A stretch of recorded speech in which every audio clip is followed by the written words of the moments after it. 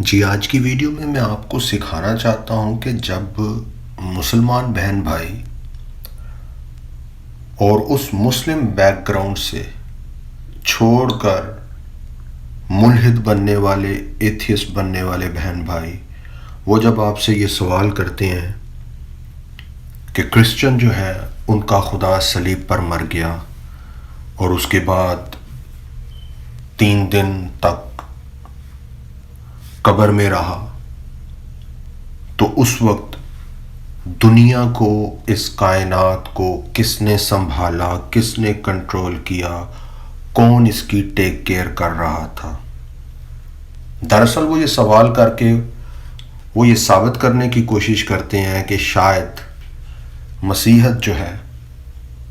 وہ ایک جھوٹا مذہب ہے۔ تو اس سوال کو آپ کیسے کسی کو سمجھا سکتے ہیں، سوال کرنے والے کو؟ اس کے لیے ضروری ہے کہ آپ اس سوال کرنے والے کو سوال کریں تاکہ اس کا اپنا ذہن اس بات کو سمجھنے کے لیے کھلے اور وہ اس بات کو بہتر طور سے سمجھ سکے۔ تو آج کا یہ پیغام حارث سلطان کے لیے بھی ہے کہ وہ دیکھ سکتا ہے کہ بائبل مقدس کی فضیلت اور بائبل مقدس کا اعلیٰ معیار اور مقام کیا ہے۔ اور یہی میں حمزہ علی عباسی سے بھی کہوں گا، کیونکہ میں نے اس کو سنا ہے کہ یہ کہتا ہے اکثر مسلمانوں سے کہ ہمیں بائبل مقدس کا مطالعہ بڑی آنیسٹی کے ساتھ کرنا چاہیے، اور اگر کوئی سچائی اس میں ہے تو اسے قبول بھی کرنا چاہیے۔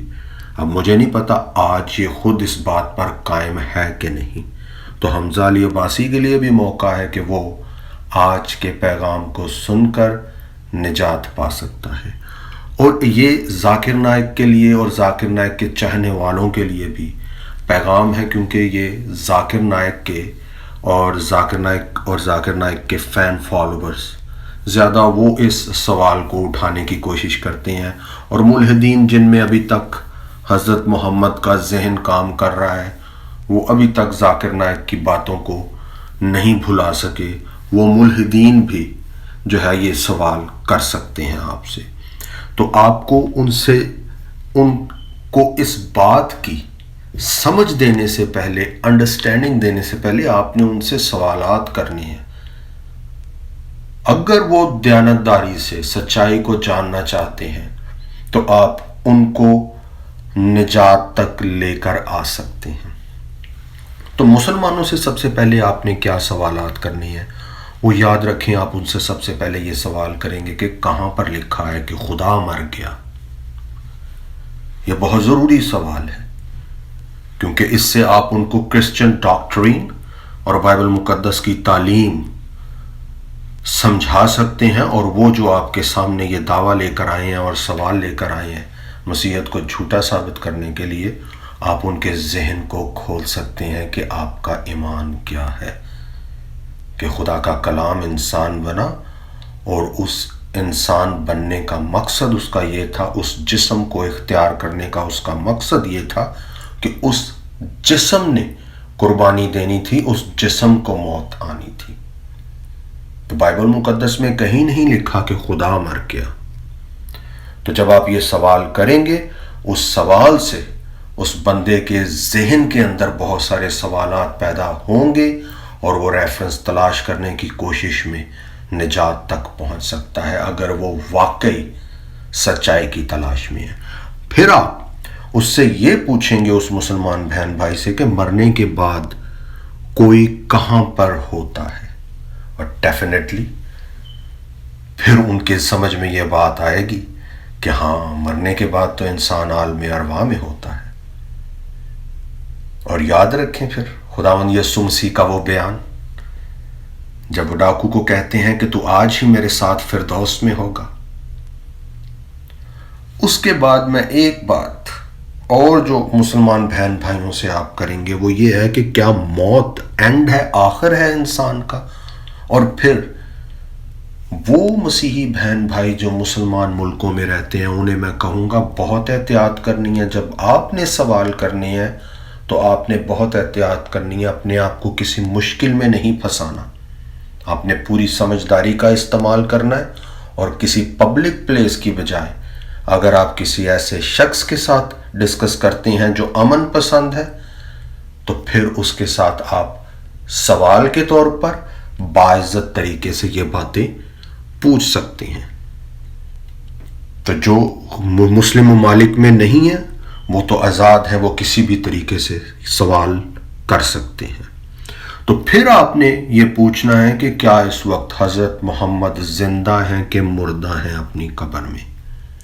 پھر آپ نے پوچھنا ہے کہ کیا حضرت محمد اپنی قبر میں، جو کہ زیادہ مسلمان، میں پھر کہہ رہا ہوں زیادہ مسلمان اس بات پر ایمان رکھتے ہیں کہ حضرت محمد اپنی قبر میں کھا بھی پی رہے ہیں، کھاتے پیتے بھی ہیں، اور ان کو جب کوئی وہاں جا کر السلام علیکم کرتا ہے تو اس کا وہ جواب بھی دیتے ہیں. اور پھر کچھ تو اس حد تک مسلمان جاتے ہیں کہ وہ کہتے ہیں کہ وہ اپنی قبر میں اپنی بیویوں کے ساتھ سو بھی رہے ہیں، اور وہاں پر وہ للا للا لوری بھی گا رہے ہیں. تو اس کے ساتھ جب آپ یہ سوالات کریں گے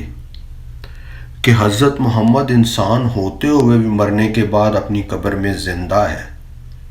تو پھر کیا وہ مسلمان آپ سے یہ سوال اور اعتراض کر سکتا ہے کہ تمہارا خدا مر گیا اور اس کے بعد دی اینڈ ہو گیا؟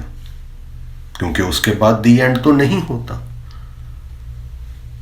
بلکہ وہ اس بات کو سمجھ سکتے ہیں کہ جو خدا ہے وہ عالم ارواح سے بھی اس دنیا کا کنٹرول کر سکتا ہے، اس کہکشاں کا، اس کائنات کا کنٹرول کر سکتا ہے. وہ جہاں کہیں بھی ہے وہ وہاں سے اس پوری کائنات کا کنٹرول کر سکتا ہے، جو خدا کا کلام، کلمہ، اور جس کے وسیلہ سے ساری دنیا پیدا ہوئی اور جس میں ہر چیز قائم رہتی ہے. پھر آپ ان سے یہ سوال کر سکتے ہیں کہ آپ ہمیں بتائیں کہ اللہ اس وقت کعبے کے اندر ہے یا اللہ کہیں اور ہے. کوئی بھی وہ آپ کو جواب دیں گے، میں آپ کو کہہ رہا ہوں وہ آپ کے کام کا ہوگا، کیونکہ اس جواب سے آپ اس کو خدا کے کلام کے ذریعے اس کی نجات تک لے کر آ سکتے ہیں. پھر آپ اس سے یہ بھی پوچھ سکتے ہیں کہ کیا اللہ حجرہ اسود کے اندر ہے یا کہیں اور ہے. تو ان باتوں سے آپ اس مسلمان بہن بھائی کا ذہن کھول سکتے ہیں کہ وہ اس بات کو انڈرسٹینڈ کرے کہ خداوند یسوع مسیح کی صلیبی موت بھی خدا کی ساری خوبیاں اور ان ساری خوبیوں کا مجموعہ اور ان ساری خوبیوں کا عملی اظہار اور ظہور صلیب کے پیغام میں موجود ہے. تو جب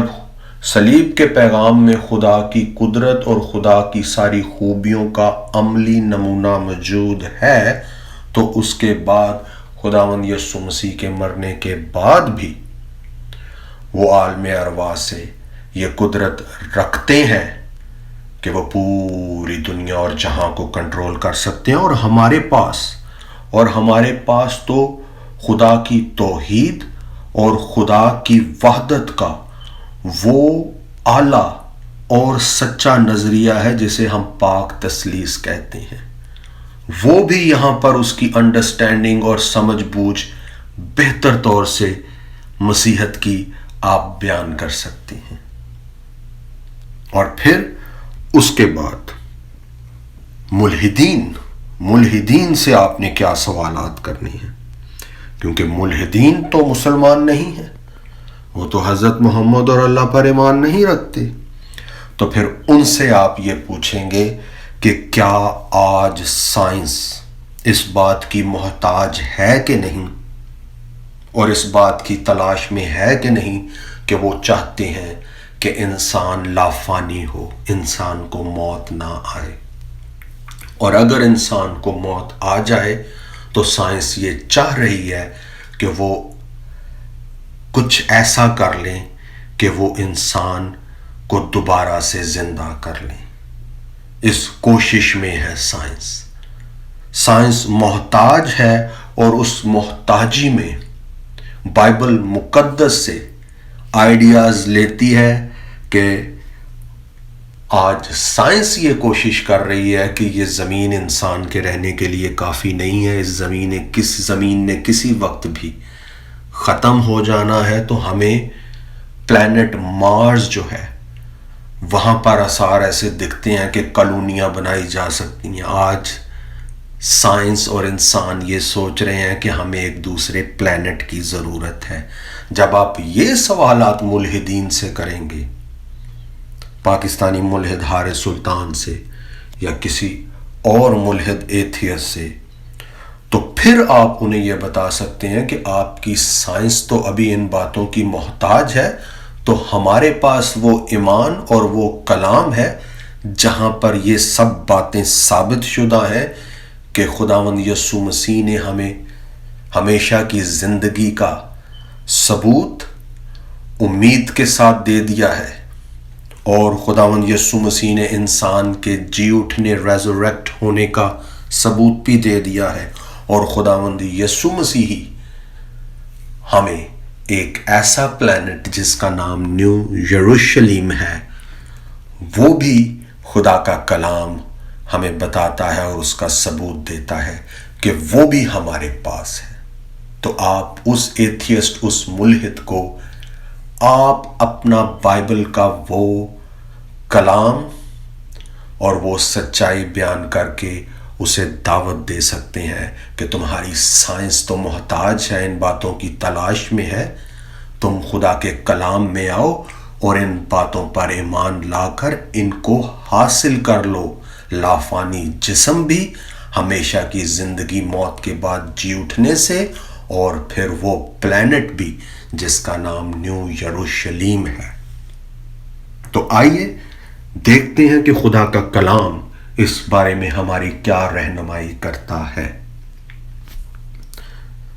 جی ہم جانتے ہیں خدا کا کلام جو ہے اس نے ہر چیز کو پیدا کیا ہے، جان 1:1-3 کے مطابق۔ تو اسی طرح کلسیوں چیپٹر 1، کولوسینس چیپٹر 1 اور اس کی ورس 15 سے آنورڈ، وہ اندیکھے خدا کی صورت اور تمام مخلوقات سے پہلے مولود ہے،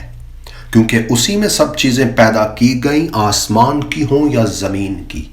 دیکھی ہوں یا اندیکھی، تخت ہوں یا ریاستیں، حکومتیں یا اختیارات، سب چیزیں اس کے وسیلہ سے اور اسی کے واسطے پیدا ہوئی ہیں، اور وہ سب چیزوں سے پہلے ہے اور اسی میں سب چیزیں قائم رہتی ہیں۔ اس لیے وہ جب عالم ارواح میں تھے 3 دن، وہاں سے بھی وہ جس نے کائنات کی تخلیق کی ہے، وہ وہاں سے بھی اس کا کلام اس کائنات کو اپنے کلام کی قدرت سے ہولڈ کر سکتا ہے۔ اس کے کلام کی قدرت جو اس نے کہہ دیا ہے، جیسے جیسے اس نے کہہ دیا ہے، ویسے ویسے اس نظام ہستی نے چلنا ہے۔ اس کے بعد ہم دیکھتے ہیں کہ خدا کا کلام ہی ہمیں یہ بتاتا ہے کہ خداوند یسوع مسیح کہتے ہیں کہ قیامت اور زندگی تو میں ہوں، جان چیپٹر 11 ورس 25، جو مجھ پر ایمان لاتا ہے کہ وہ مر جائے تو بھی زندہ رہے گا، اور جو کوئی زندہ ہے اور مجھ پر ایمان لاتا ہے وہ ابد تک کبھی نہ مرے گا۔ اور کیا تو اس پر ایمان رکھتا یا رکھتی ہے آج؟ یہ ہے وہ امورٹل لافانی جسم جو آپ کو خداوند یسوع مسیح پر ایمان لا کر ملے گا، جس کی تلاش میں آج سائنس ہے، جس کی امید پہ آج ہر مسلمان بہن بھائی ہے۔ تو اس کے بعد اس پلانٹ کا ذکر بھی خدا کے کلام میں دیکھ لیں جہاں پر ہمیشہ کی زندگی ہے، جس پلانٹ کا نام نیو یروشلم ہے۔ یہاں پر ملحدین کو میں بتا دوں کہ وہ خدا کے ساتھ نہیں رہنا چاہتے، خدا ان کے ساتھ زبردستی نہیں کرنا چاہتا اپنے ساتھ رکھنے کی۔ خدا نے ان کے لیے بھی ایک پلانٹ بنایا ہوا ہے جو مرکری کی طرح کا پلانٹ ہے۔ جو جانتے ہیں مرکری پلانٹ کیسا ہے، تو وہ آپ کو مرکری سے بھی اچھا مرکری جیسا پلانٹ دے گا جہاں پر آپ خدا سے الگ رہ سکتے ہیں اپنی آزاد مرضی سے۔ لیکن جو خدا پر ایمان لاتے ہیں وہ ریولیشن چیپٹر 21 اور اس کی ورس 2 سے آنورڈ وہ خدا کے ساتھ رہ سکتے ہیں۔ پھر میں نے شہر مقدس نئے یروشلیم کو آسمان پر سے خدا کے پاس سے اترتے دیکھا، اور وہ اس دلہن کی مانند آراستہ تھا جس نے اپنے شوہر کے لیے سنگار کیا ہو۔ پھر میں نے تخت میں سے کسی کو بلند آواز سے یہ کہتے سنا کہ دیکھ، خدا کا خیمہ آدمیوں کے درمیان ہے، اور وہ ان کے ساتھ سکونت کرے گا، اور وہ اس کے لوگ ہوں گے، اور خدا آپ ان کے ساتھ رہے گا اور ان کا خدا ہوگا، اور وہ ان کی آنکھوں کے سب آنسو پونچھ دے گا۔ اس کے بعد نہ موت رہے گی، نہ ماتم رہے گا، نہ آہو نالا، نہ درد، پہلی چیزیں جاتی رہیں۔ تو آپ دیکھ سکتے ہیں سائنس کے نظریے سے بہتر اور افضل نظریہ کرسچنز کے پاس ہے، بائبل مقدس کے پاس ہے۔ مسلمان بہن بھائی دیکھ سکتے ہیں کہ اسلام سے بہتر نظریہ ثبوت اور امید کے ساتھ مسیحیت کے پاس ہے۔ تو آپ فیصلہ کر سکتے ہیں، ناقص کو چھوڑ کر بہتر کی طرف آ سکتے ہیں۔ آپ جھوٹ کو چھوڑ کر سچائی کی طرف آ سکتے ہیں۔ آپ فکشن کو چھوڑ کر فیکٹ کی طرف آ سکتے ہیں۔ اس کے لیے خدا آپ کو برکت دے، آمین۔